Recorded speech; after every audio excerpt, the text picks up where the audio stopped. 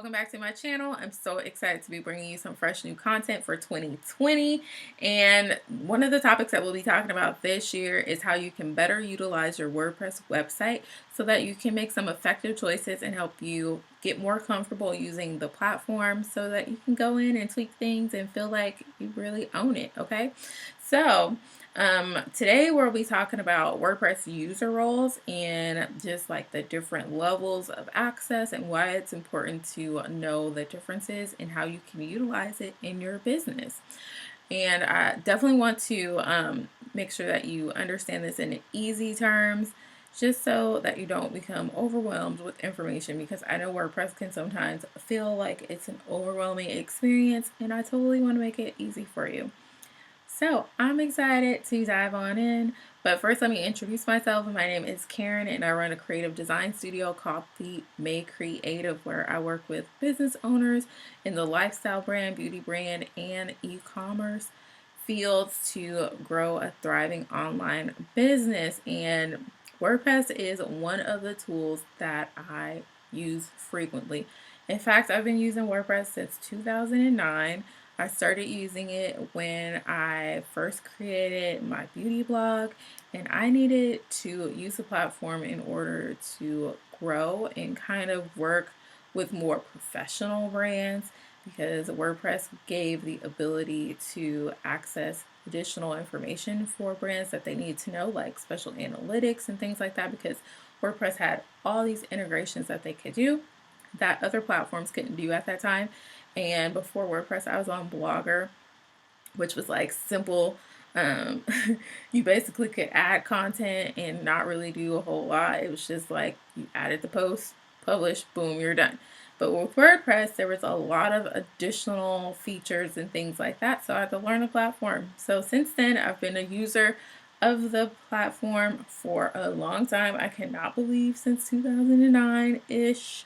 So I have quite a bit of experience with what it's like being a first-time user, being a comfortable user, and then being a more advanced user now. All right, so today we're going to be talking about WordPress user roles and how you can execute them in your business so that you can make better decisions when it comes to giving people access to your site. All right, so WordPress user roles, let's talk about them.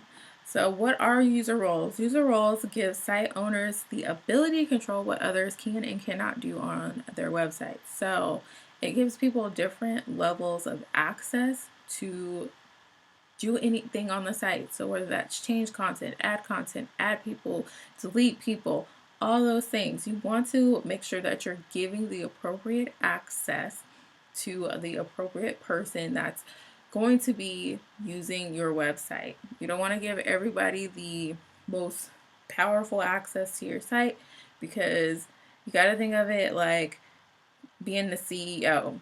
The CEO is not going to be sharing all the details with somebody that's, not really a C-level exec. So think of it in that way. Just give the appropriate access to the appropriate level of work. Let's just go with that, okay? So let's go ahead and dive into what some of the different roles are and how you can utilize them in your business. So there are levels to this, okay? So you have the super admin, and the super admin can access the entire network of sites. You most commonly see this in multi-site setups, and it's not common on standalone sites and things like that, but multi-site setups, you will see a super admin, and that just gives them the ability to have administrative access across all the sites that are under that network. Because some companies have different sites that they kind of connect, which we call multi-sites. The most common level that you're going to see, probably, most likely, I'm pretty certain, is administrator. And you'll see that if you set up your site yourself, or if your designer developer gave you full access to your site, you'll see that you have administrative access.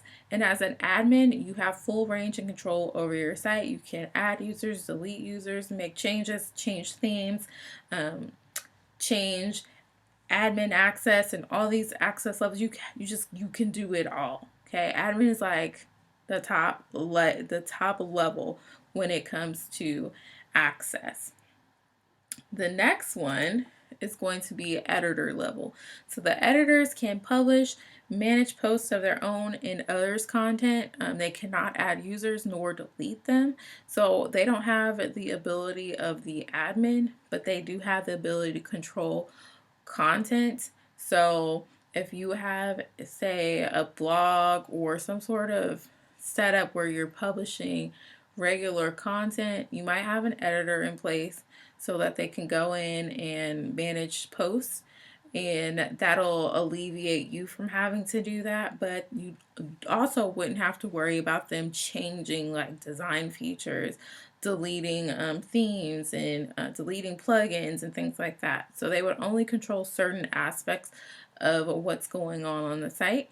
The next level would be the author. So an author can publish and manage their own posts, but they do not have the same access as an editor or an admin. So they can basically just take care of their own stuff. So if they wrote a draft and got that all situated, they could publish that and they can manage it all on their own. They would not be able to manage other people's posts like the editor would. So hopefully that makes sense. So if you have like people that are going to be adding content, again, make sure you're giving the appropriate access. Contributors are people that can write and edit their own content, but they cannot publish. So if you have people that are contributing to your website and you want to have them not publish the content right away because it needs to go through a review process. Maybe it needs to go through the editor to make sure it fits the storyline, something like that, or it's the appropriate content for what you are presenting to your audience. You will want to give that person a contributor access level just so that they wouldn't be able to publish without you not being able to go through a review process. And then the last one is a subscriber. So subscribers can only manage their profiles. They can't add content. They can't change anything on the site. They can only manage what's available to them. So like they could change their name, their name, like maybe they needed to capitalize something or a letter is missing, something like that, something really simple. You'll most likely see this in memberships, courses, and things like that, where they have subscriber level access. They don't have access to see the full entire back end of the site. So they wouldn't see, like when you first log into WordPress and you see that dashboard and you see the panel on the left and all the tools and stuff like that. They would not see that. They would just see like that top bar with their name in the right corner for them to click and edit their profile. So essentially they just have like a simplified view of the site. So those are the different types of levels of access that you can set up for your business. If you're using WordPress, you definitely want to make sure you're giving the appropriate access to the appropriate level of the job. So if you have people only contributing to your website, you want to give them contributor access.